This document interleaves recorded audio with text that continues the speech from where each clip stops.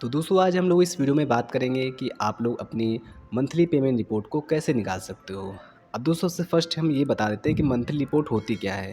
दोस्तों payment report I mean monthly payment report ये होती है कि आप लोग को ये पता चल जाएगा कि आपके अकाउंट में पिछले 30 दिनों में या फिर जो भी आप मंथ सेलेक्ट करते हैं उसके अकॉर्डिंग आपके अकाउंट में कितने रुपए आए हैं। अब ऐसे दोस्तों आप स्टेटमेंट में मिलाएंगे कि कितना रुपये आया है तो शायद आपको लेट लगेगा।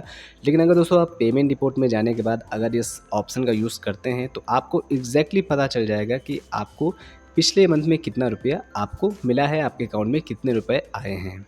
तो दोस्तों इससे ये होगा कि अगर आप नए सेलर हैं तो आपको ये पता चल जाएगा कि अभी हम लॉस में चल रहे हैं या फिर हम लोग फ़ायदे में चल रहे हैं। तो ये दोस्तों आपको निकालना बहुत इंपॉर्टेंट है और आपको ये निकालना भी चाहिए। तो दोस्तों निकालने के लिए आपको यहाँ पे मैं आपको डेस्कटॉप पे दिखा रहा हूँ, बट दोस्तों अगर आप चाहें तो ये दोस्तों सेम प्रोसेस आप अपने मोबाइल से भी कर सकते हैं। आपको क्रोम में जाना है और डेस्कटॉप मोड ऑन करना है और इसी तरह का फंक्शन आपको खुलेगा। आपको जो भी ऑप्शन मैं बता रहा हूँ सारे ऑप्शन दोस्तों इसी तरीके से आपके सामने आएंगे।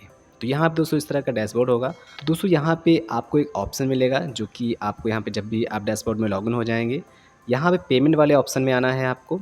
और यहाँ पे आपको एक ऑप्शन मिलेगा स्टेटमेंट का। तो आपको दोस्तों स्टेटमेंट पे ही क्लिक करना है। उसके बाद दोस्तों जब आप स्टेटमेंट पे क्लिक करेंगे तो बाय डिफ़ॉल्ट दोस्तों आपको ये पिछले मंथ का मतलब पिछले 30 दिनों का जो भी आपका सेल्स होगी, जो भी आपका सेटलमेंट अमाउंट आई मीन जो आपके अकाउंट में पैसा आया हुआ होगा उसकी रिपोर्ट दोस्तों पहले से दोस्तों आप देख सकते हैं यहाँ पे निकली हुई है। तो अब दोस्तों यहाँ पे आपको ये पिछले 30 दिनों का डाटा यहाँ पे शो करेगा, जिसमें कि आपके यहाँ पे सेल्स दिखा देगा, यहाँ पे सर्विस फीस दिखा देगा, टैक्स कितना कटा है दिखा देगा, टीडीएस और भी कई चीज़ें हैं दोस्तों जो यहाँ पे दिखा देगा कि आपका इतना रुपया कटा हुआ है। और उसके बाद दोस्तों फाइनल जो आपका सेटलमेंट अमाउंट होगा, आई मीन जो सेटलमेंट दोस्तों अमाउंट होता है उसका मतलब हिंदी में ये होता है कि आपके अकाउंट में कितना रुपया भेजा गया है सब काट पीट के। ठीक है, तो आप लोग समझ गए होंगे कि सेटलमेंट अमाउंट क्या होता है। तो यहाँ पे दोस्तों जो अमाउंट होगा वो आपका सेटलमेंट अमाउंट होगा, मतलब आपके अकाउंट में भेजा गया अमाउंट यहाँ पे लिखा हुआ है। तो पिछले 30 दिनों में मुझे इतना अमाउंट दोस्तों मेरे बैंक में मिला हुआ है। अगर आप चाहेंगे स्टेटमेंट में देखेंगे तो एग्जैक्ट इतना ही अमाउंट दोस्तों आएगा पिछले 30 दिनों में।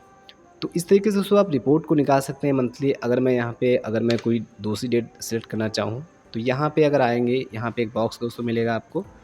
यहाँ पे दोस्तों डेट वाला ऑप्शन मिलेगा आपको और इसी ऑप्शन में आना है और आपको डेट सेलेक्ट कर लेना है। अब यहाँ पे दोस्तों मैं अभी मान लीजिए और पीछे चला जाता हूँ, अगस्त सेलेक्ट कर लेता हूँ और उसके बाद यहाँ पे आपको जनरेट स्टेटमेंट पे क्लिक करना है। अब आप उसके बाद देख सकते हैं कि यहाँ पे थोड़ा सा चेंज हो गया है। अब जो डेट आ चुकी है वो हमारी आ चुकी है 1 अगस्त से अभी तक की आ चुकी है। तो दोस्तों इस तरीके से आप लोग अपनी मंथली रिपोर्ट निकाल सकते हैं और जो भी आपका डेटा है, जो भी आपका सेल्स है और जो भी आपका मतलब फ़ायदा हुआ है या फिर नुकसान हुआ है, वो चीज़ें दोस्तों आप लोग यहाँ पे देख सकते हैं। और यहाँ पे आपको एग्जैक्ट पता हो पाएगा कि कितना हमारा फ़ायदा हुआ है, कितना घाटा हुआ है। क्योंकि दोस्तों आप जब नए-नए होते हैं तो ये सब चीज़ें नहीं देखते हैं, लेकिन दोस्तों आपको देखना चाहिए कि अभी हम माइनस में चल रहे हैं या फिर प्लस में चल रहे हैं। तो दोस्तों ये आपको मंथली रिपोर्ट निकालनी है। और अगर आप लॉस में जा रहे हैं, अगर आप लॉस में जा रहे हैं तो आपको रोकना है। क्योंकि दोस्तों अगर आप ज़्यादा लॉस में चले जाएँगे तो आपको सेल्स करने से कोई फ़ायदा नहीं होगा। तो यहाँ पे दोस्तों आपको हमेशा चेक करना है क्या यहाँ पे जो सेटलमेंट अमाउंट आ रहा है वो आपका माइनस में आ रहा है फिर प्लस में आ रहा है। क्योंकि शुरुआत में दोस्तों ये सब दिक्कतें होती हैं, लेकिन जब दोस्तों आप समझ जाते हैं थोड़ा बहुत, उसके बाद जब ग्रो करते हैं, आप जब वैल्यू देते हैं तो दोस्तों आपको फ़ायदा होगा और दोस्तों बहुत फ़ायदा होगा। तो दोस्तों आपको मंथली रिपोर्ट इस तरह से निकालनी है पिछले मंथ की जो भी है।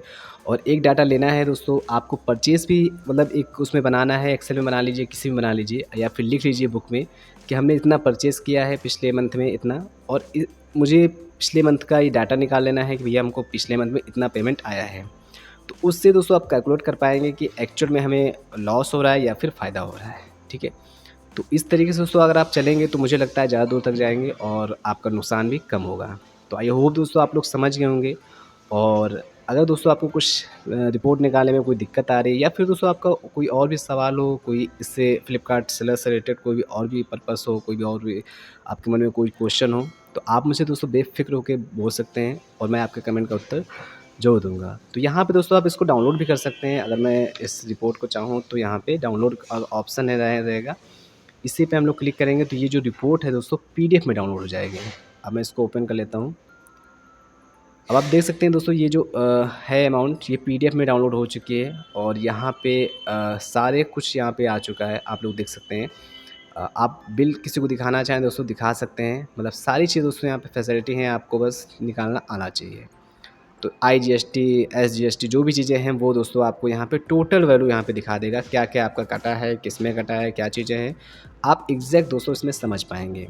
ठीक है? तो आई होप दोस्तों आप लोग समझ गए होंगे और ये दोस्तों आपको हर मंथ देखना है, हर मंथ की परचेज़ देखना है और हर मंथ का पेमेंट जो देखना है। ठीक है? इससे आपको घाटा नहीं होगा, नुकसान नहीं होगा। अगर थोड़ा-सा नुकसान हुआ है तो आप दोस्तों बड़े नुकसान से बच जाएँगे।